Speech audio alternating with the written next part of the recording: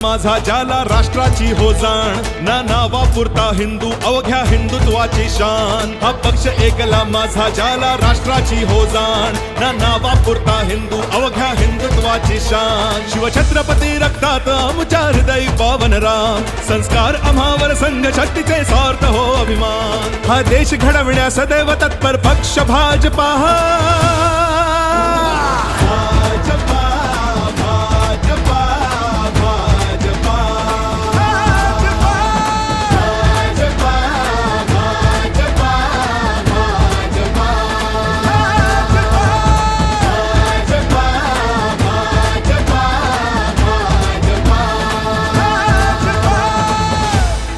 सत्ता का खेल तो चलेगा, सरकारें आएंगी जाएंगी, पार्टियां बनेगी बिगड़ेगी, मगर ये देश रखना चाहिए. इस देश का लोकतंत्र अमर रहना चाहिए.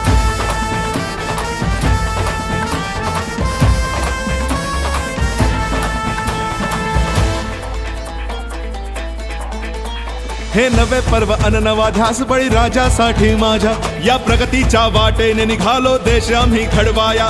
हे नवे पर्व अन नवा ध्यास बळी राजासाठी माझ्या, या प्रगतीच्या वाटेने निघालो देश आम्ही घडवाया. ही शिक्षण संस्कृती फुलवू राष्ट्रासाठी, विज्ञान असो वा तंत्रज्ञान रुजवू देशासाठी. भारत आत्मनिर्भर करण्यासाठी समर्थ भाजपा.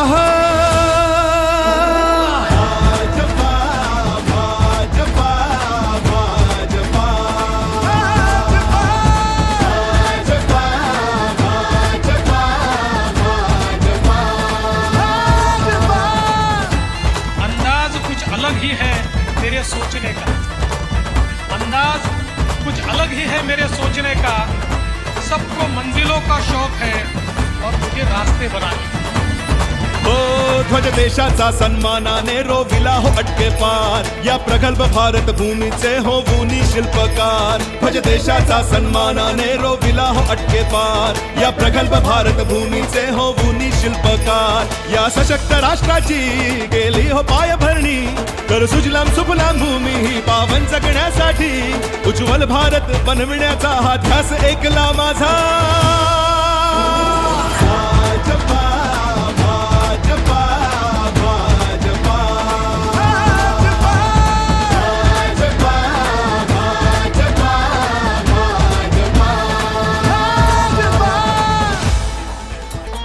इथे प्रत्येकाला मान मिळे तो थोर असो वा लहान, कार्यकर्त्यांना सन्मान मिळे निष्ठेची ठेवून जाण. इथे प्रत्येकाला मान मिळे तो थोर असो वा लहान, कार्यकर्त्याला सन्मान मिळे निष्ठेची ठेवून जाण. या भारत भूमीशी जुळली ही नाळ ऐसी, हा पक्ष असे सामान्यांचा नाही घराणेशाही.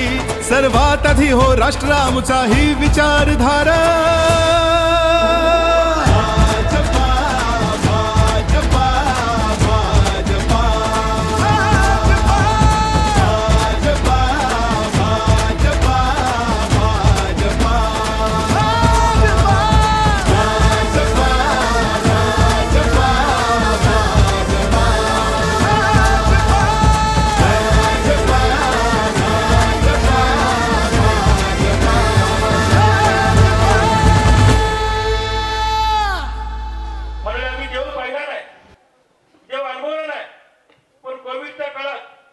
मंदिर बंद होती, सर्व मस्जिदी बंद होते, गिरजाघर बंद होती, चर्च बंद होते.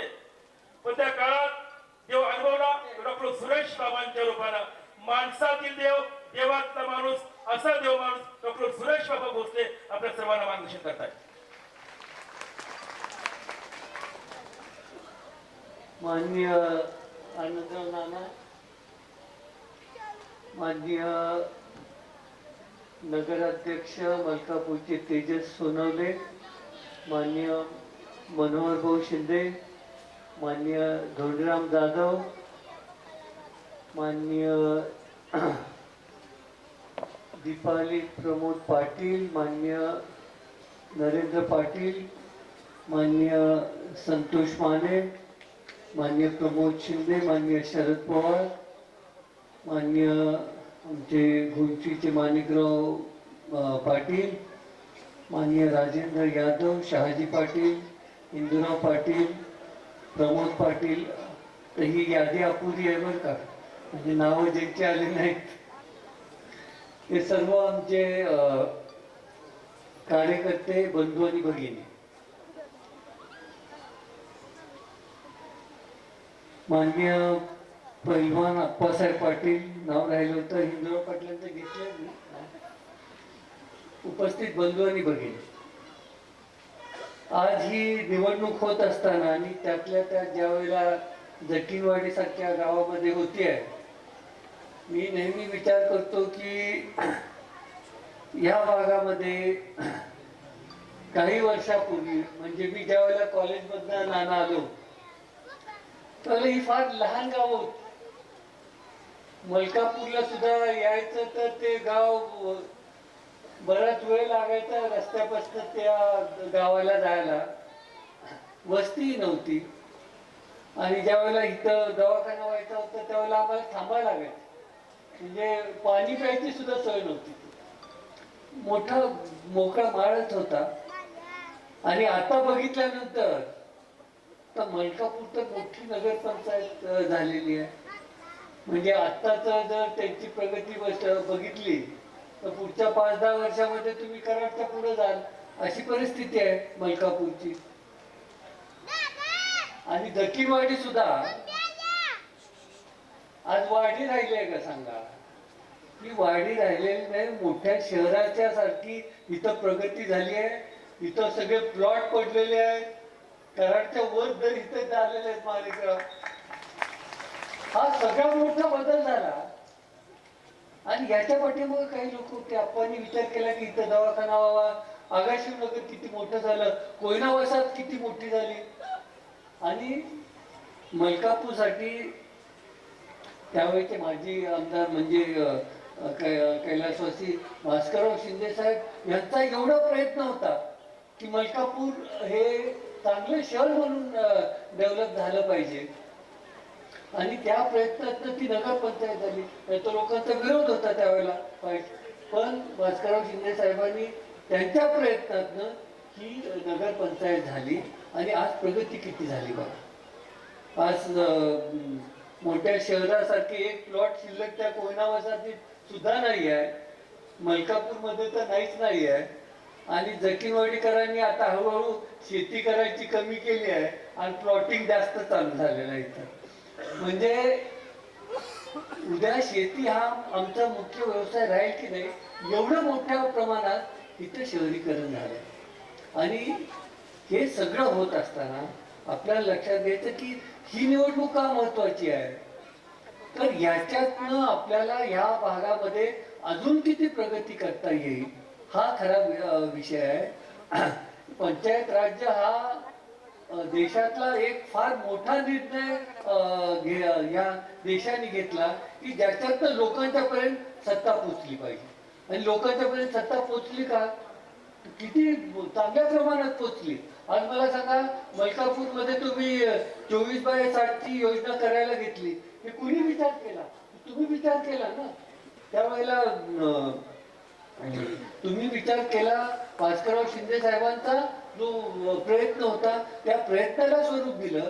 आणि पहिली 24/60 योजना महाराष्ट्रामधली पहिली. आम्ही बऱ्याच वेळेला यांना मनोहर भाऊंना म्हणतो 24/60 24/60, जे आपण कुठेही म्हणतो ना, हे तर तुमचा ब्रँड आहे म्हणलं. तुम्ही काढला 24/60. तोपर्यंत आम्हाला आता कुणालाही विचारलं तुम्ही कार्यकर्ते का, तो म्हणतो मी 24/60. म्हणजे कशाला, तुमचं काम कसं चाललंय 24/60 म्हणजे कायम स्वरूपी चाललेलं आहे. असं ह्या भागामध्ये आपल्याला प्रगती बघायला मिळाली. पण ही आता पुढे गेली पाहिजे. आज आपल्या भागामध्ये प्रश्न काय आहे, शेती कमी झाली आहे. शेती कमी झाली आहे आणि लोकांना आता अपेक्षा आहेत की आम्हाला इथे एखादी इंडस्ट्री आली पाहिजे, इथं आम्हाला काम मिळालं पाहिजे, असा आमचा प्रयत्न आहे. आणि आता थोडस याच्यात विषयांतर करतो. इथं गरांडे साहेब बसलेले आहेत, त्यांच्या गावात गेलो. आता धोंडेवाडी म्हणता येईल का, नाव बदला म्हणलं तुमच्या गावाचं. इतकं सुंदर गाव झालं, इतकं चांगलं काम झालंय तिथं. आता म्हटलं शहरातले लोक तुमच्याकडे राहायला येतील.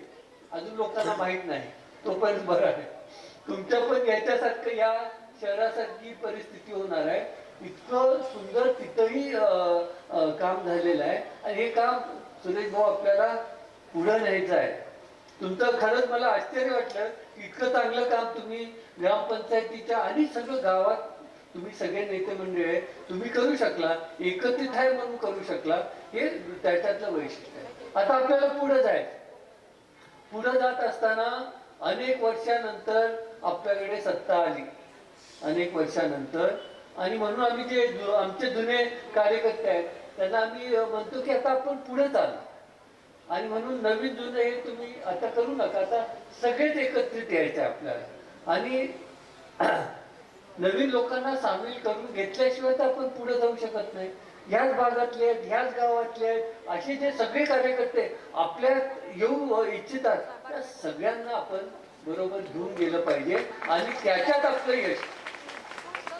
आणि याच्यातले जे लवकर चांगले निर्णय घेतले त्याच्यात आमचे मनोहर भाऊ आहेत. लगेच निर्णय घेतला इलेक्शन, बघा लोकांनी किती साथ दिली. 5200 म्हणजे काय कमी आहे का? या तसं नगरपंचायतीच्या मानानं बघितलं तर याच्यापेक्षा आता पुढे जाऊ आपण. एवढी लोकांनी साथ दिली कारण लोकांचं असं मत आहे की चांगली लोक एकत्रित आले पाहिजे आणि आपल्याला काम हे पुढे नेलं पाहिजे. हे आता आपल्या मागच्या इलेक्शन मध्ये तिथं दिसलंय. आता सगळ्यांनी आता इथं नवीन जुने होणारच ना. माणिकराव इथं गट तट होते, आमचा पण गट आहे. सगळ्यांना समजून सांगितलं आपल्याला बरोबर जायचं आहे. नरेंद्र भाऊ सुद्धा काय आपल्याला नवीन नाही. मी म्हटलं याच्या अगोदर काय होतं, याच्या अगोदर आप्पा भाऊन तो एकच होता आमचा, हा पण गट आमचाच होता. आणि असं समजूया की परत एका घरामध्ये एका छताखाली आपण सगळ्यांना आणायचा प्रयत्न करतोय, सगळीकडे करतोय. धोंडेवाडीत आमची काय परिस्थिती होती, माग आम्ही किती पाठीमागच्या इलेक्शनला कुठं होतो आम्ही. मी म्हटलं आता कसं 400 मतांनी नाना मायनस होतो धोंडेवाडीत, त्या -400 पासून यांनी आम्हाला +400 वर नेलंय. पण आता 400 वर आम्ही समाधानी नाही बरं का. आता तुम्हाला सांगतो हे काय सगळं आपल्याकडे 80-85% टक्के लोक आपल्याकडे आहेत का नाही. सुरेश भाऊ किती दिली पाहिजे तुम्ही मत सांगा. धोंडेवाडीत जे जे काम झालंय ते कुणाकडनं झालंय, पाणी कुठून आलंय, आता रस्ता किती मोठा झालाय, पैसे किती आले तुमचे मला सांगा. आता 2 कोटी रुपये आले. आता सगळा आमदार निधी माणिकराव, सगळा आमदार निधी वर्षाचा आमदाराचा 3 कोटी रुपये. एका धोंडेवाडीत 2 कोटी आले, खुबीत 5 कोटी आले आणि कुठं 10 कोटी आले. पैसे आले किती आणि आले किती तुम्हाला सांगतो. हे पहिले 5 मतदारसंघ आहेत महाराष्ट्रामध्ये. गेल्या वर्षात पहिले 5 मतदारसंघ इथं सगळ्यात चांगलं काम झालेलं आहे भारतीय जनता पार्टीचं. भारतीय जनता पार्टी नेहमी कोण किती काम करतंय याचा हिशेब ठेवत असते आणि त्याच्यात असं दिसलं की पहिल्या 5 मतदारसंघामध्ये कराड दक्षिण आहे. गेल्या वर्षात इतकं काम आपल्या या भागात झालेलं आहे आणि म्हणून सगळ्यांना सांगतो की आता तुम्ही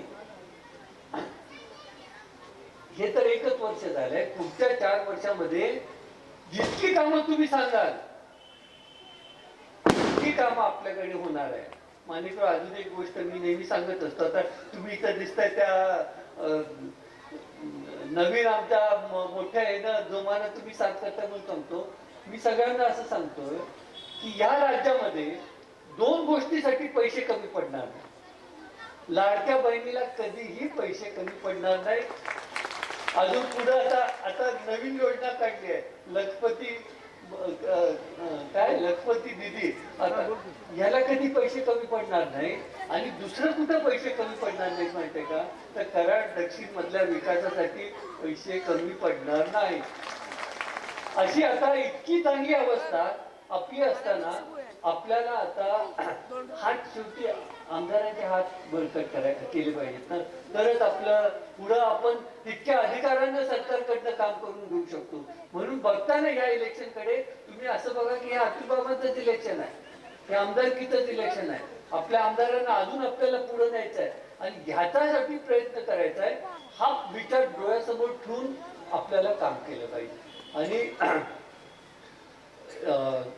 जे जे मोठ्या योजना सुद्धा आहेत त्या सुद्धा आपल्याला सगळ्या आणता येतात. तुम्ही बघितलंय हॅमचा प्रोजेक्ट, आता जो तुमचा रस्ता झालाय दोंडेवाडीला, तो हॅमचा प्रोजेक्ट खाली झालाय.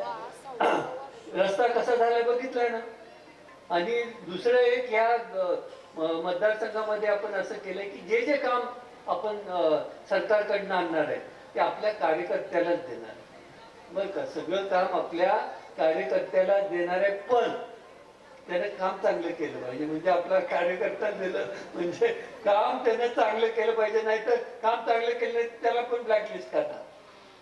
लोकांच्यासाठी काम करतोय, पण तुम्हाला सांगतो आतापर्यंत जेवढी कामं दिली अतिशय चांगली सगळ्या आपल्या कार्यकर्त्यांनी केली. आणि त्याच्यात महत्वाचं आम्ही सांगतो, हे काम चांगलं होण्यापाठीमाग दुसरी गोष्ट आहे, इथं एकच असा मतदारसंघ इथं टक्केवारी नाही. सगळं जे काम आहे ते आपल्याला कुठल्याही परिस्थितीत जो काम घेतो त्याला कुठलीही अडचण झाली नाही पाहिजे हा प्रयत्न आहे. आणि त्याच्यामुळे कामं चांगली व्हायला लागली, लवकर व्हायला लागली. आता पाणंद रस्त्यासाठी 40 कोटी रुपये कुठल्या मिळू शकतात का सांगा. एवढी चांगली योजना आहे. आता आम्हाला कारखान्याचे रस्ते करायला आमच्याकडे पैसे नसायचे, आता बाल विकास निधी काढत नाही ना आपण. आणि सारखं लोकांची मागणी होत जात नाही. आणि म्हटलं तुला आता हे सगळं हे तुझ्या बजेटमध्ये घाल. आणि बजेटमध्ये थोडं घातलं का म्हणजे आम्ही गोळा करत होतो वर्षाला जास्तीत जास्त 1.25 कोटी रुपये आम्हाला जमत होते त्या बाल विकास निधी. आता त्यांनी आणताना आणले 40 कोटी रुपये. सगळ्या आपल्या कारखान्याच्या एरियामध्ये जेवढे पाणंद रस्ते आहेत माणिकावर जेवढे, ते सगळे ह्या स्कीम मधनं होणार आहेत. सगळे आता आमच्या पाठीमागं वाळवे तालुक्यातली लोक लागली, आता त्यांच्याकडे सत्ता नाही ना, तर ते म्हणतात आता ह्या कारखान्याच्या एरियातले निदान ते सुद्धा तुम्ही करा. अतुल बाबांनी सांगितलं ते सुद्धा आम्ही करतो. म्हणजे एवढी आज आपल्याला काम करण्याची संधी आहे. आणि हा विचार करून आपल्याला पुढे जायचं आहे. एवढं लक्षात घ्या, ह्या इलेक्शनला गांभीर्यानं घ्या. जसं आपण आमदारकीसाठी काम केलं तसं सगळ्यांनी काम करणं गरजेचं आहे. कसं आहे, विरोधक जरा फार ह्याच्यात चालला नाही की आपण सुद्धा जरासं दिलं पडून जातो, तसं होऊ देऊ नका. जेवढी मतं बाहेर आहेत ती सगळी मतं आणली पाहिजेत. जसं आपण मागं आणली तशी मतं ही आणली पाहिजेत. आणि शेवटी तुम्हाला विचार करायचा, आपण आपल्यासाठी करतो हे काम, कुणासाठी करतो. अतुल बाबामध्ये तुमच्यातला आपल्या घरातला आमदार आहे, ते मोठं कुटुंब समजून तो काम करतो या भागामध्ये आणि आपल्यासाठी करतोय. आणि या भागातला विकास होण्यासाठी आपण काम करतोय. मोठं चित्र बघतो आपण. आज नुसतं आपल्याला पाणंद रस्ते आणि गावातली जी कामं हे करायचं नाही, ह्या भागामध्ये इंडस्ट्री आणायची आहे, लोकांना नोकरीसाठी संधी उपलब्ध करून द्यायची आहे. आता आमच्याकडं जमीन राहिली नाही ना, शेवटी रोजगार उपलब्ध झाला पाहिजे. हे मोठं काम, सगळ्यात मोठं काम आपल्याकडे झालं बरं का. कराड दक्षिण मध्ये सगळ्यात जास्त रोजगार निर्मितीचं काम या जिल्ह्यामध्ये आपण केलंय, लक्षात घ्या. आणि ते थांबलेलं नाही, ते चालूच ठेवलेलं आहे. आपण अजून अनेक संस्था वाढवून त्याच्यातनं मोठ्या प्रमाणात रोजगार आपण तयार करतोय. याच्या व्यतिरिक्त आज अतुल बाबांचा प्रयत्न आहे की याच्या व्यतिरिक्त आपल्याला मोठी इंडस्ट्री इथं आणता आली तर आपल्याला मोठ्या प्रमाणात एकही आपला तरुण मुंबई पुण्याला सुद्धा जायची गरज नाही, इथंच त्याला रोजगार उपलब्ध होईल चांगल्या पद्धतीचा. असा प्रयत्न इथून पुढच्या काळामध्ये आता होणार आहे आणि त्याला म्हणून आपल्याला साथ द्यायची आहे. आणि हे सगळं होत असताना एकच गोष्ट आहे की एकदा लोकांचा विश्वास बसला, कामावर विश्वास बसला, आता विश्वास बऱ्याच गोष्टीमध्ये दिसतोय मला की आता हळूहळू लोकांचा विश्वास बसला. इतका विश्वास बसलाय की एखादी शाखा आम्ही काढली तर इतके पैसे ठेवतात, मग जरा थांबा, एवढे पैसे जमा करू नका, कारण आम्हाला वितरण करताना सुद्धा अडचण येऊ नये. पण लोक इतकी विश्वास दाखवतात. काय बदल झालाय बघा, सगळ्या गोष्टींमध्ये विश्वास दाखवतात. कारखान्यावर विश्वास दाखवत आहेत, आमच्या सगळ्या वित्त संस्थेमध्ये विश्वास दाखवत आहेत, बँकेपेक्षा मोठ्या आमच्या पतसंस्था पण झालेल्या आहेत. अशी परिस्थिती आहे. पुढं निघालो आपण. हा कृष्ण परिवार आहे, ज्याच्यात तुम्ही एक भाग आहे त्याचा. याचा आपण पुढं निघालोय. आणि त्याचबरोबर मोठं चित्र ह्या मतदारसंघाचं आपण ठेवलंय. आता जी मोठी कामं आहेत, आता नागदेवाला पूल त्यावेळेला आप्पांनी बांधला होता कारखान्यामार्फत, आता मंजूर करून दिला. कराडला पूल मंजूर करून दिला. मोठी मोठी कामं सुद्धा ही आता शक्य होऊ लागलेली आहे. असा विचार, या विचारानं आपल्याला पुढे जायचं आहे. लहान लहान कामं तर होतीलच सगळी. 10 लाख 20 लाख प्रत्येक वॉर्डामध्ये आता आतून टाकून राहिला. याच्या व्यतिरिक्त मोठं काम सुद्धा आपल्या भागामध्ये आपण होऊ पाहतोय. आणि त्याच्यासाठी तुमची साथ आहे. तुम्ही मोठ्या मताचे आकडे द्या. नोंदवडीकर हा जो भाग आहे ना तुमचा, म्हणजे कोयना चचेगाव पासून, चचेगाव तर इथं आहेत ना, चचेगाव, लोंढेवाडी, जटीनवाडी, कोयना वसाहत, नांदलापूर आणि कालेटेक, भैरवनाथ नगर, लहान लहान आहेत पण सगळी आपल्याला प्लस प्लस प्लस वाले आहेत ना सगळे. इथं एकही गाव मागच्या इलेक्शनला एकही गाव आपल्याला मायनस नव्हतं. सगळे प्लस प्लस आहेत गाव. आणि तुमच्या ह्या गावावरच वरचा सुद्धा निकाल ठरणार आहे. तिथंच निकाल होणार आहे तुमचा. तिथं पर्यंत जावंच लागणार नाही आपण. पण तिथं काय माणिकराव कमी पडणार नाही आहे काय. तिथं सुद्धा हे म्हणतात आम्ही काय कमी पडणार नाही आहे. अजून कोण आलेले तिथं, मला महेशराव दिसले आणि कोण त्या भागातले आलेच वाळंजी गटातले. आणि प्रमुख आहे आमचा. काय वारुंगीत सुद्धा कमी पडणार नाही ना. सगळं आता कसं आहे, नवीन जोर आहे. जोमानं काम करायचं आहे. चांगलं काम आपल्याला करायचं आहे. आणि निश्चित हा विजय आपला हा 100% तुम्हाला सांगतो. हा म्हणजे अतिशोक्ती नाही, इलेक्शनसाठी म्हणायचं म्हणून नाही, 100% आहे. फक्त आता एकच आपण बघतोय की मतं आपल्याला किती जास्त पडतात ह्याच्याकडे आता आम्ही लक्ष देतोय. एकटी कोयना वसाहत सुद्धा 1000च्या पुढं आपल्याला प्लस देते. पण आता मनोहर भाऊचं आमचं बोलणं झालंय की 1000 प्लस काय आम्हाला मान्य नाही आहे. कमीत कमी 1500 मतं आपलं आहे की ना. आपलं टार्गेट आहे 1500 मताचं लीड एकट्या कोयना वसाहतीतून मिळालं पाहिजे. आणि धोंडेवाडीकर आता तुम्हाला 3 आकड्यावरनं 4थ्या आकड्यापर्यंत जायला पाहिजे. 400 म्हणजे 3 आकड्याचा आहे. 4था आकडा काढायला किती यायला पाहिजेत मत. इथं तुम्हाला पोचायचं आहे. लक्षात घ्या सुरेश भाऊ, काम तुमचं कुठलं ठेवलेलं नाही. अजूनही जेवढी सांगताय तेवढी सगळी कामं करतोय आपण. वैयक्तिक पण करतोय, तुमच्या शेतीची पण करतोय, सार्वजनिक सुद्धा. अतुल बाबा काही तुम्हाला पैसे कमी पडू देत नाही ही अपेक्षा व्यक्त करतो. जास्त आपला वेळ देत नाही. अतुल बाबा येणार आहेत बरं का. आता ते निघाले. आणि पण आपल्याला 10 वाजेपर्यंत अजून नाना हे मनोहर भाऊ यांना बोलायचं आहे. पण मला जाण्याची तेवढी तुम्ही परवानगी द्या. तुम्ही एवढ्या मोठ्या संख्येनं जमल्याबद्दल, सगळं ऐकून घेतल्याबद्दल. आणि माझी खात्री आहे आता तुम्ही यश तर चांगल्या पद्धतीनं संपादन कराल. हा मतदारसंघ आपल्याला महत्वाचा आहे. काही भाग आपल्याकडे नवीन आलेला आहे. त्या सगळ्यांना बरोबर घेऊन जाऊन आपण विजय मिळवायचा आहे एवढी अपेक्षा व्यक्त करतो. माझे 2 शब्द संपवतो. जय हिंद, जय महाराष्ट्र. धन्यवाद बाबा. सुस्वागतम सुस्वागतम. महाराष्ट्रातील विधानसभेचे सदस्य, कराड दक्षिणचे लोकप्रिय आमदार आदिवासी मनपूर्वक स्वागत. सुस्वागतम सुस्वागतम सुस्वागतम.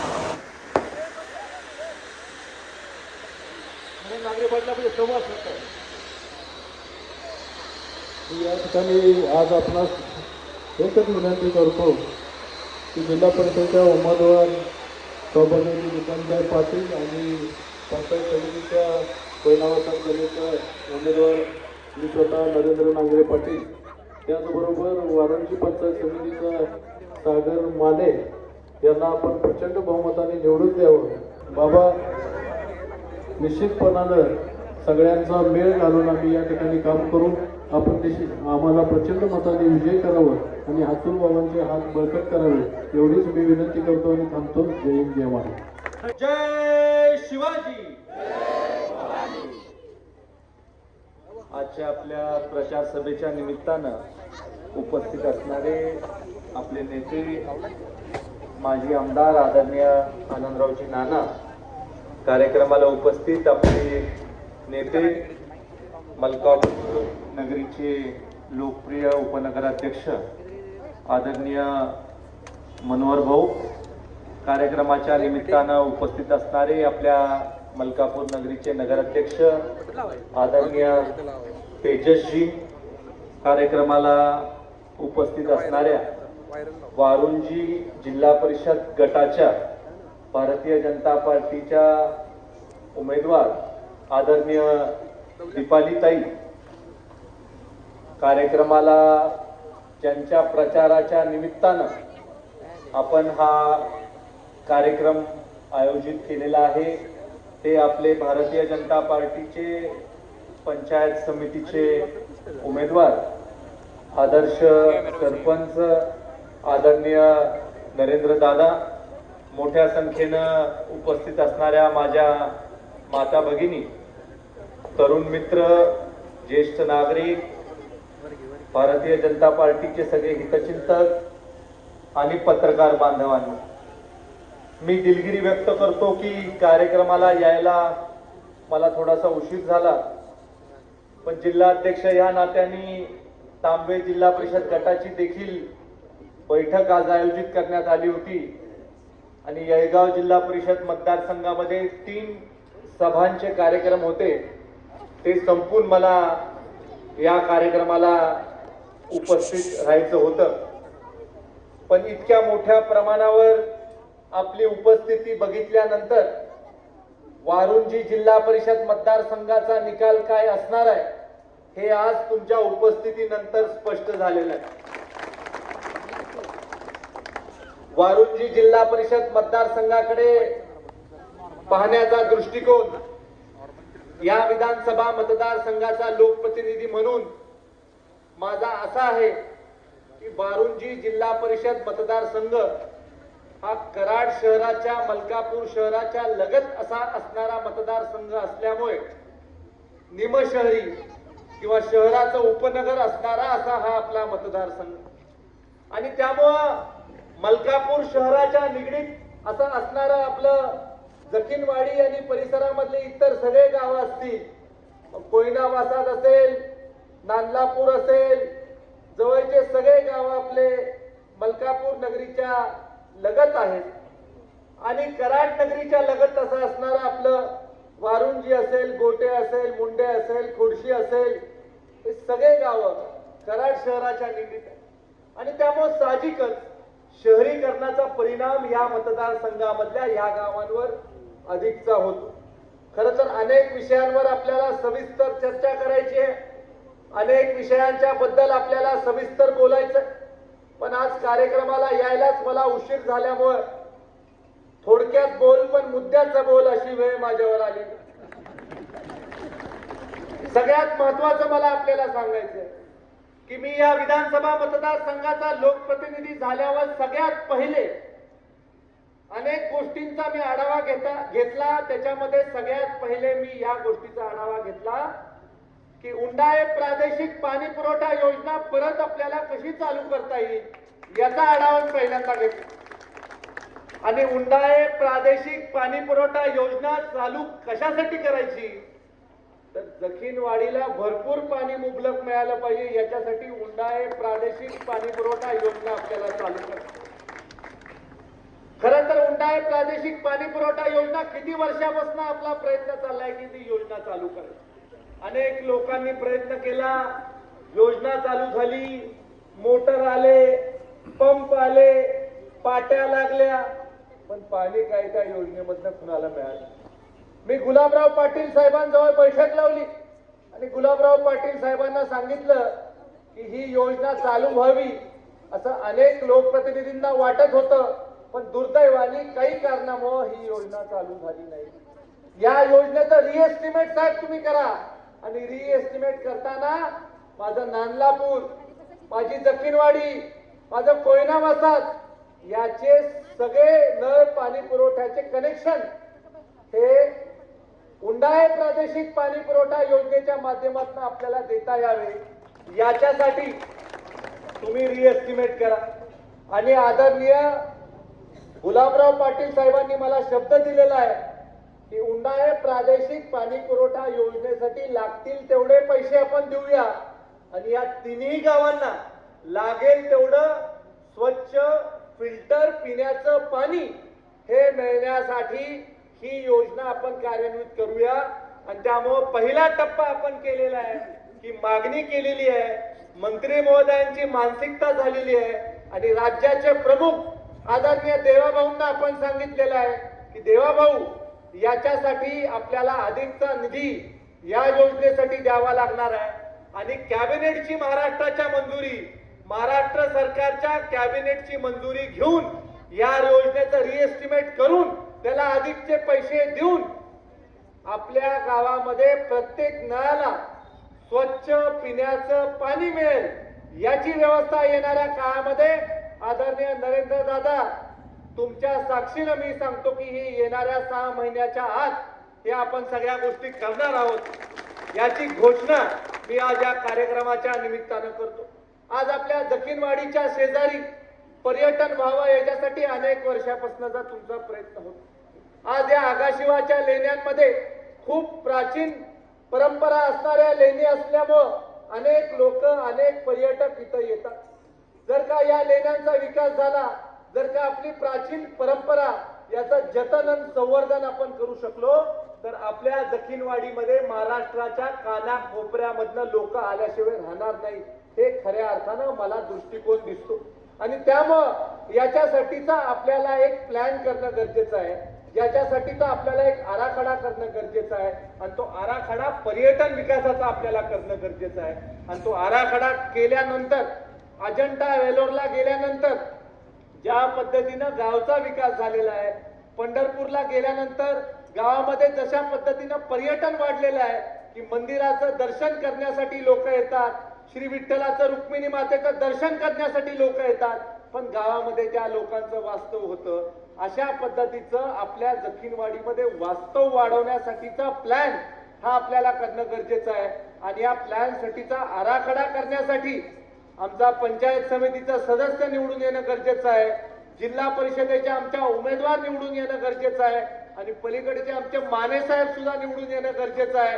याच्यासाठीचा प्रयत्न आपल्याला भविष्य काळामध्ये करायचा. आराखडा करत असताना असा बसल्या बसल्या ग्रामपंचायतीमध्ये आराखडा होणार नाही. ज्यांनी पर्यटनामध्ये काम केलेलं आहे, विभागाच्या पर्यटनाच्या विकासाच्या बद्दलचं काम केलेलं आहे, केबल कार करण्याच्या बाबतीमध्ये ज्यांचा अनुभव आहे, ज्यांना हे कळतं की वन क्षेत्राचं आपण संवर्धन करून आपल्याला हे सगळं पर्यटन करणं गरजेचं आहे, फॉरेस्टचे कुठले अप्रुव्हल आपल्याला लागतात हे ज्याला कळतं, अशा लोकांची टीम मी तुम्हाला जखीनवाडीकरांना आणून देतो आणि त्या टीमला घेऊन बसून या 3-4 गावांच्या लोकसंख्येचा अभ्यास करून तुम्ही या पद्धतीचा इथं प्रस्ताव करा की ज्या वेळेला हे पर्यटन विकासाचा प्रकल्प आपण इथं राबवणार आहोत, हा प्रकल्प राबवल्यानंतर या गावांवर जे काही आपली वर्दळ वाढणार आहे, जे काही ट्रॅफिक आपलं वाढणार आहे, त्याचा परिणाम कितपत होतो याचा अभ्यास करून तुम्ही हा सगळा आराखडा करा. हा आराखडा करत असताना कदाचित रस्ते तुम्हाला थोडे मोठे करावे लागतील, कदाचित पर्यायी रस्ते तुम्हाला करावे लागतील, कदाचित तुमच्या जखीनवाडीला कोयना वसाहतकडनं येणाऱ्या रस्त्याचं काही रुंदीकरण करण्याचा स्कोप आहे का हे तुम्हाला बघावं लागेल. आणि मला सांगताना आनंद होतो की मी विधानसभेचा सदस्य होण्याच्या पूर्वी कोयना वसाहतपासून जखीनवाडीला येणाऱ्या रस्त्याचं काम हे सार्वजनिक बांधकाम खात्याच्या माध्यमातून दादा पूर्ण आपण केलेलं आहे. आणि ते पूर्ण करत असताना माझ्या डोक्यामध्ये पक्का विचार होता की नरेंद्र पाटलांचं घर या रस्त्यावर आहे, कधी काही नरेंद्र पाटलांचा विचार बदलला तर लगेच गाडी आत जायला आपली सोय होईल, हा डाव मी खूप वर्षापूर्वी केला होता. त्यामुळे एकाएकी या काही गोष्टी घडलेल्या नाही. गेल्या 4-5 वर्षापासून मी माणसं टिकतोय. माणिकराव पाटील साहेबांना आपल्याकडे घ्यायचं त्यांना गळ घालायचं याचं प्लॅनिंग 5 वर्षापासून केलं आणि 5 वर्षानंतर आता त्याला या विभागाचा नेता आम्ही करून टाकला.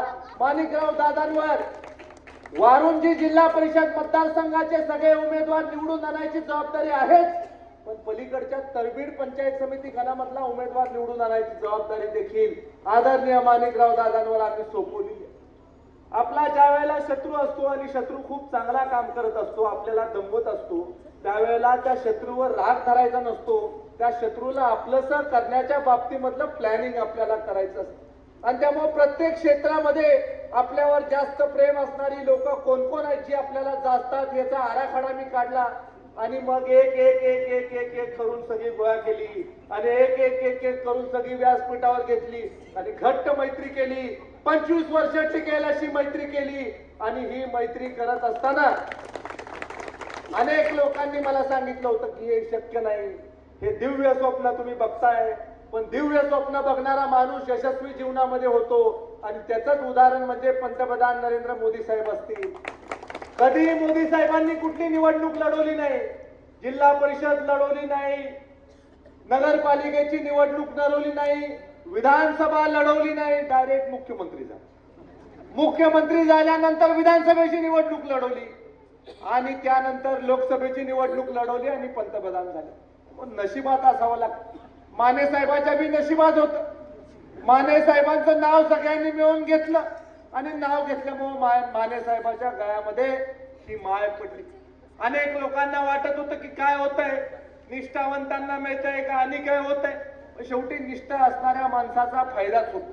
आपलं काम निष्ठेने करायचं असतं, आपलं काम प्रामाणिकपणे करायचं असतं आणि प्रामाणिकपणे काम केल्यानंतर आपल्याला योग्य ते फळ मिळत असतं. आदरणीय प्रमोदजींनी अनेक वर्ष कष्ट केलं, अनेक वर्ष काम केलं आणि अनेक वर्ष कष्ट आणि काम केल्यानंतर आज त्यांना जीवनामध्ये ताईंच्या रूपाने संधी मिळालेली आहे आणि आज खऱ्या अर्थानं चांगला उमेदवार निवडून देण्याच्या बाबतीमधलं काम या जिल्हा परिषद मतदारसंघाच्या माध्यमातून तुम्ही आणि आम्ही मिळून करायचं. हे चांगले उमेदवार निवडून देत असताना कुठल्या पक्षाचे उमेदवार आहेत, हे भारतीय जनता पक्षाचे उमेदवार आहे. जो पक्ष केंद्रामध्ये सत्तेत आहे, जो पक्ष राज्यामध्ये सत्तेत आहे, त्याच पक्षाचे लोक आज आपल्या स्थानिक स्वराज संस्थांना आपल्याला निवडून द्यायचे. आपल्याला मला सांगताना आनंद होतो की ज्या पंचायत समितीच्या निवडणुकीच्या निमित्तानं आपण इतकी चुरस पाहतो, इतक्या लोकांमध्ये प्रतिस्पर्धी पाहतो, इतक्या लोकांमध्ये वातावरण निवडणुकीच्या निमित्तानं तयार होतं, त्या पंचायत समितीची इमारतच नाही. ती इमारत करण्याचं भाग्य आज लोकप्रतिनिधी म्हणून मला लाभलेलं आहे की पंचायत समितीची इमारत ही आज भारतीय जनता पार्टीच्या माध्यमातून आणि महायुती सरकारच्या माध्यमातून होते. आणि ज्या वेळेला मी विधानसभेचा सदस्य झालो त्यावेळेला पहिल्यांदा मी आमचे आदरणीय जयकुमार गोरे साहेब ग्रामविकास मंत्री आहेत त्यांच्या समोर प्रस्ताव घेऊन गेलो आणि त्यांना म्हटलं, साहेब राजवाड्यासारखी आपण पंचायत समितीची इमारत करूया, कारण मला असं वाटतंय की पंचायत समितीची सत्ता यावेळेला आमच्याकडे येणार आहे आणि त्यामुळे सत्ता आमच्याकडे यायला आणि नवीन इमारत व्हायला अशा पद्धतीचा एक सुवर्ण योग आपल्यावर यावं. पण माझी आपल्याला सगळ्यांना विनंती आहे की हे खरं झालं तर बरं आहे, नाही तर इमारत करायचो आम्ही आणि नारळ फोडायचा दुसरा, अशी परिस्थिती होऊ नये. म्हणून तुम्हाला हात जोडून विनंती आहे की सगळं साधून आलंय आणि चांगले लोक आहेत, त्यामुळे या लोकांना मोठ्या मताधिक्यानं निवडून देणं गरजेचं आहे. या कोयना वसाहत पंचायत समिती गणामधलं जे आघाडी आपल्याला मिळणार आहे त्या आघाडीचा उपयोग आपल्या जिल्हा परिषदेसाठी होणार आहे. हा हक्काचा आपला मतदारसंघ आहे. या मतदारसंघामध्ये मोठ्या पद्धतीनं कामं आपण केलेली आहेत. कोयना वसाहत असेल, जखीनवाडी असेल, या गावावर आतोनात प्रेम 3 पिढ्या आपण करत चाललेलो आहे. 3 पिढ्या आपण यांच्यावर प्रेम केलेलं आहे. आणि आज या निवडणुकीच्या निमित्तानं मी आपल्याला सांगू इच्छितो, एक महत्वाची गोष्ट आपल्याला सांगू इच्छितो की आदरणीय सुरेश बाबांची माझी चर्चा झालेली आहे की आज जखीनवाडीला गेल्यानंतर जखीनवाडीकरांना काहीतरी विशेष आपण दिलं पाहिजे आणि ते देण्याच्यासाठी आज खऱ्या अर्थानं या सभेच्या निमित्तानाचा योग आलेला आहे. मी आज इथं घोषित करतो की या जखीनवाडीला माझ्या आम्ही दत्तक घेत आहोत, हे देखील या कार्यक्रमाच्या निमित्तानं जकीनवाडीकरांनी मागायचं, नांदलापूरकरांनी मागायचं, कोयना वसाहतकरांनी मागायचं, दोंडेवाडीकरांनी मागायचं, जे मागाल ते तुम्हाला देण्याच्या बाबतीमधला शब्द या कार्यक्रमाच्या निमित्तानं मी तुम्हाला सगळ्यांना देतो. माझ्या घड्याळामध्ये 10 वाजलेले आहे, माझं घड्याळ बंद झाले आणि त्यामुळे याच्यानंतर जे घडेल याला संयोजक जबाबदार राहतील, माझा त्याचा काही संबंध नाही. याची नोंद कृपया आपण सगळ्यांनी घ्यावी. आणि जर का आपण या विधानसभा मतदारसंघाचे लोकप्रतिनिधी असताना 2 गोष्टी योग्य सांगू शकलो नाही तर ते योग्य नाही असं मला वाटतंय आणि त्यामुळे या गोष्टीची विशेष नोंद प्रशासनाने देखील घ्यावी. आज माझ्या माता भगिनी मोठ्या प्रमाणावरही आनंद होतो की या मतदारसंघामध्ये 25,000 माता भगिनींची नोंद बांधकाम कामगार योजनेमध्ये करण्यामध्ये आम्ही यशस्वी झालेलो आहे. 25,000 माता भगिनींना मोफत भांडी देण्याचं भाग्य माझ्यासारख्या सामान्य कार्यकर्त्याला लाभलेलं आहे. आणि आज मी आपल्याला सांगू इच्छितो की ज्या माता भगिनींना मोफत भांडे मिळालेले आहेत त्या माता भगिनींना येणाऱ्या काळामध्ये इसेन्शियल किटचा सेट, सेफ्टी किटचा सेट आपण देणार आहोत. आणि मी आज आपल्याला एकच विनंती करू इच्छितो की आजची सभा झाली की आपण घरी जा आणि आपल्या पुरुष मंडळींना, सगळ्या घरातल्या पुरुष मंडळींना विनंती करा की आता इसेन्शियल किट आणि सेफ्टी किट देणार असल्याचं आमदारांनी सांगितलेलं आहे आणि एक किट 45 किलोचं आहे. त्यामुळे घरातल्या सगळ्या पुरुष मंडळींना थोडी तयारी करायला सांगा. ते उचलायसाठी त्यांना बोलवावं तुम्हाला लागेल आणि लवकरच त्यांना सगळ्यांना मी योग्य ठिकाणी बोलवीन आणि ते उचलून आपल्या घरापर्यंत माता भगिनींपर्यंत पोहोचवण्याची जबाबदारी घरामधल्या सगळ्या पुरुष मंडळींना, ताई मंडळींनी द्यायची आहे. एवढी विनंती देखील आपल्याला करतो. इतक्या जोरात आपण ती योजना राबवली की आपले जे मंत्री आहेत आदरणीय आकाश फुंडकर साहेब, त्यांनी मला सभागृहामध्ये खुणवलं, मला 2 मिनिटं बाहेर बोलवलं आणि त्यांनी मला म्हटलं की तुमची जी टीम आहे ती माझ्या मतदारसंघात पाठवून द्या. आणि आपली कराड दक्षिणची टीम मी त्यांच्या मतदारसंघामध्ये पाठवून दिली आणि त्यांनी सुद्धा त्यांना कशी नोंद करायची हे समजून दिलं. हातोनात कष्ट आमच्या टीमनी केलं, प्रत्येक माणसापर्यंत गेले, प्रत्येक माता भगिनीपर्यंत गेले, कागदपत्र गोळा केले, फोटो गोळा केले, फॉर्म घेतले आणि रजिस्ट्रेशन करून तुम्हाला कार्ड दिले. हे कार्ड दिल्यानंतर आपण या सगळ्या गोष्टी तर देतोच, पण त्याबरोबर आपली जी 7वी पर्यंत मुलं मुली शिकतात त्यांना 2,500 रुपयाची शिष्यवृत्ती मिळते. 7वी पासून 10वी पर्यंत मुलं मुली शिकतात त्यांना 5,000 रुपयाची शिष्यवृत्ती मिळते.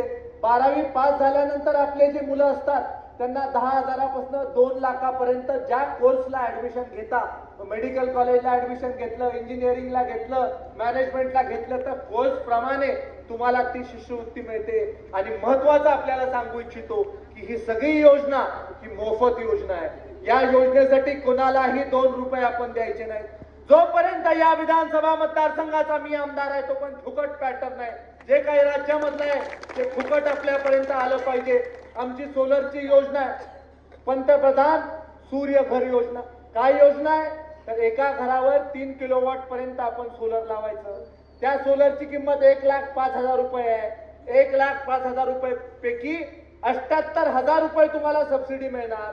27,000 स्वतःचे घालायचे किंवा एखाद्या संस्थेचे घालायचे आणि त्यानंतर 27,000 रुपये फिटले की पुढचे 20 वर्ष विजेचं बिल भरायचं नाही. अशी सुंदर योजना ही केंद्र सरकारच्या माध्यमातून इथं देण्यात आलेली.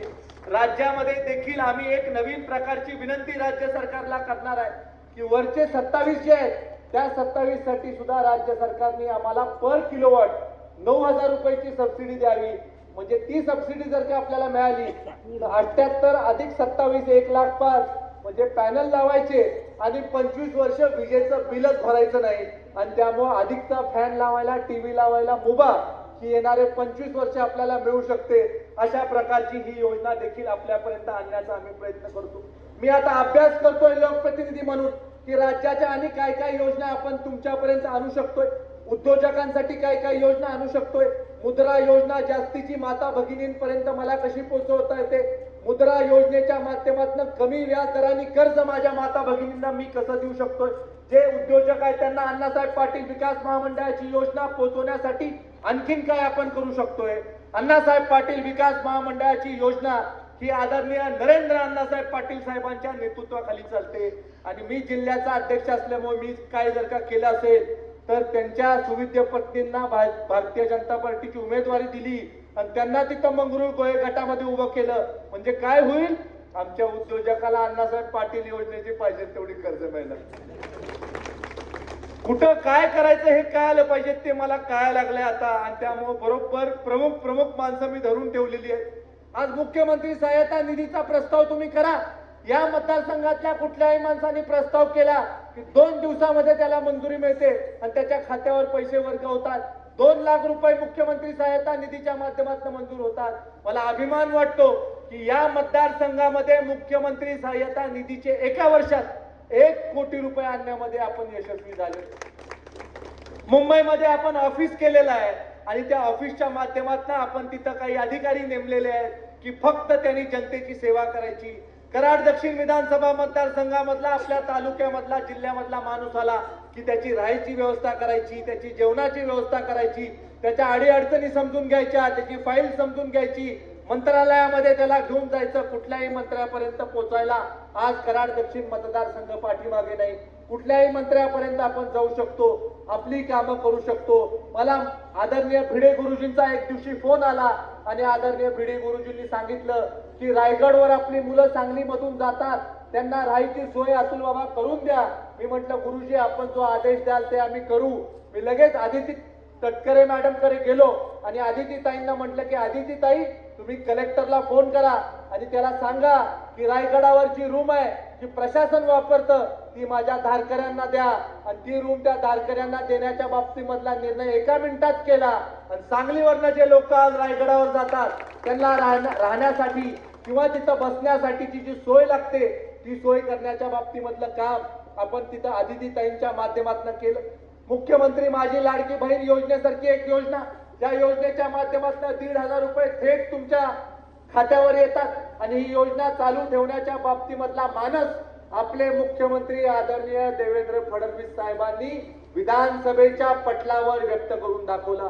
आदरणीय देवाभाऊंनी सांगितलं की मी आहे तोपर्यंत ही योजना बंद होणार नाही. किंबहुना योजनेमध्ये जी सुधारणा होणार आहे, जी वाढ होणार आहे ती सुद्धा देवाभाऊच्या नेतृत्वाखालीच येणाऱ्या काळामध्ये होणार आहे. हे छाती ठोकपणे तुम्हाला या कार्यक्रमाच्या निमित्तानं सांगतो. आज या निवडणुकीच्या निमित्तानं अनेक लोकांच्या मनामध्ये गैरसमज होता की आपण नेमकी ही निवडणूक ताकदीनं लढतोय की नाही. मला एक कळत नाही की कराड दक्षिण विधानसभा मतदारसंघामधल्या 7 जिल्हा परिषद गटामध्ये आपण जर का ताकदीनं निवडणूक लढणार असू तर मग या गटामध्ये आपण ताकदीनं का लढणार नाही हा प्रश्न तुमच्या मनामध्ये का उपस्थित याच्या आधी झाला होता.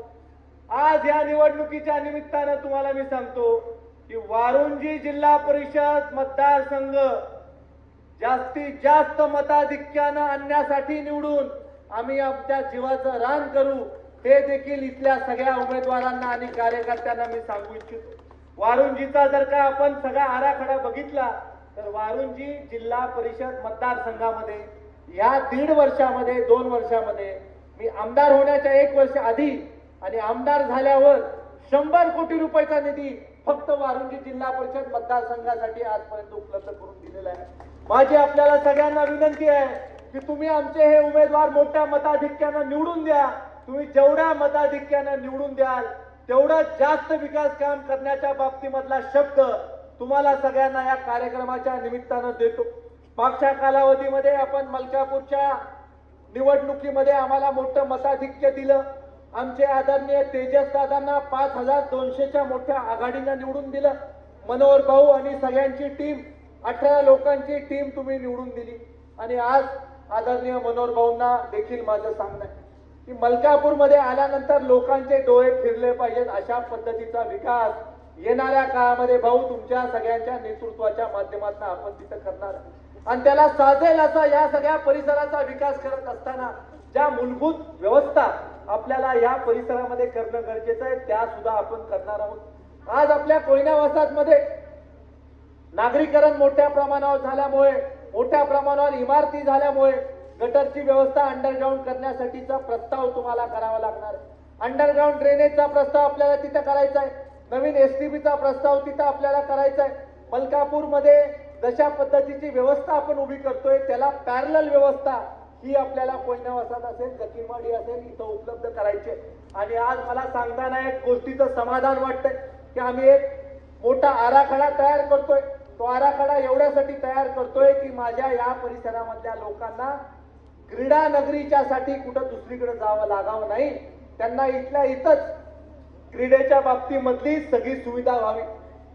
आणि त्यामुळं सुसज्ज असा रनिंग ट्रॅक, सुसज्ज असा swimming pool, Olympic size swimming pool, gymnasium, volleyball court, tennis court, table tennis court हे सगळं नांदलापूरच्या परिसरामध्ये करण्याचा प्रस्ताव हा आम्ही तयार केलेला आहे. आणि हा प्रस्ताव तयार करत असताना या परिसरामधले जे खेळाडू आहेत त्या खेळाडूंना कुठेही जायची गरज नाही, इथल्या इथं त्यांना सगळी सोय सुविधा झाली पाहिजे अशा पद्धतीनं जी जागा शासकीय आहे तिथं आम्ही प्रस्तावित तो केलेला आहे.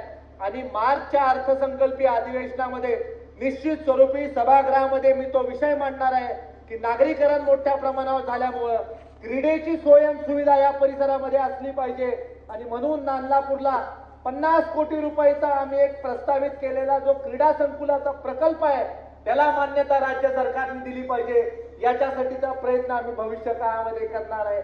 आणि हा प्रयत्न करत असताना मलकापूर नगरपालिकेवर अधिकची जबाबदारी आम्ही टाकतोय की त्याची देखभाल करण्याच्या बाबतीमधली सगळी जबाबदारी 100% तुमची राहील. आणि चांगल्या पद्धतीने देखभाल करून ती सुविधा ही सगळ्यांसाठी उपलब्ध करून देण्यासाठीचा प्रयत्न देखील आपण भविष्य काळामध्ये करूया. या मतदारसंघामध्ये अत्यंत चांगल्या प्रकारचं वातावरण आहे. विधानसभेच्या निवडणुकीच्या निमित्तानं 3500 मताचं मताधिक्य मला तुम्ही सगळ्यांनी दिलं होतं. आणि आता तर आपल्यामध्ये मोठी ऍडिशन झालेली आहे, आपल्यामध्ये मोठ्या प्रमाणावर लोक आलेली आहेत. जे लोक आपल्या बरोबर मागच्या काळामध्ये नव्हते ते सगळे लोक सुद्धा आपण आपल्या बरोबर घेतलेले आहेत. त्यामुळे ही आघाडी आपल्याला 5000पेक्षा अधिक कशी करता येईल याच्यासाठीचा आपल्याला प्रयत्न करायचा आहे. आणि हा प्रयत्न करत असताना सगळ्यांनी आपण एक संघ राहायचं आहे. कुठल्याही भूल तापांना आपण बळी पडायचं नाही. आपण फक्त एक गोष्ट स्पष्ट आपल्या मनामध्ये ठेवा, केंद्रामध्ये मोदीजींचं सरकार भारतीय जनता पार्टीचं, राज्यामध्ये सरकार देवेंद्रजींचं भारतीय जनता पार्टीचं, तुमचा लोकप्रतिनिधी भारतीय जनता पार्टीचा, 2-2 मंत्री भारतीय जनता पार्टीचे.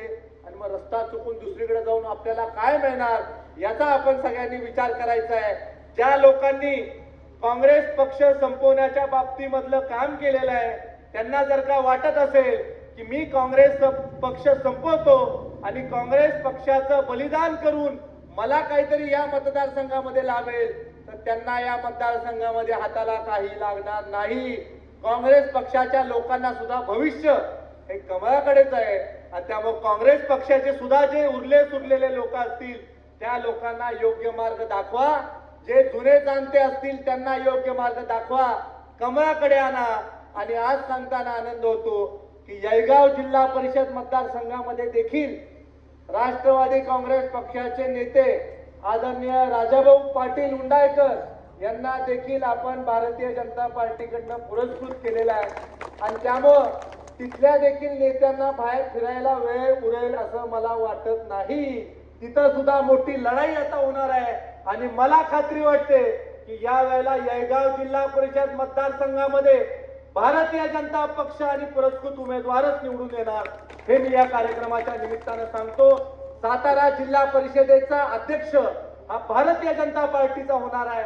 आणि याच्यामध्ये आपण योग्य ते योगदान द्यावं, आपला खारीचा वाटा आपण पूर्ण करावा एवढं या कार्यक्रमाच्या निमित्तानं सांगून आपले आदरणीय नरेंद्रदादा पाटील साहेब आहेत यांना सुद्धा खूप खूप शुभेच्छा देऊन, दीपालीताईंना खूप खूप शुभेच्छा देऊन, संतोष माने साहेबांना शुभेच्छा देऊन येणाऱ्या 5 तारखेला फक्त कमळाचा विचार आपण करावा एवढं तुम्हाला सांगून थांबतो. जय हिंद, जय महाराष्ट्र.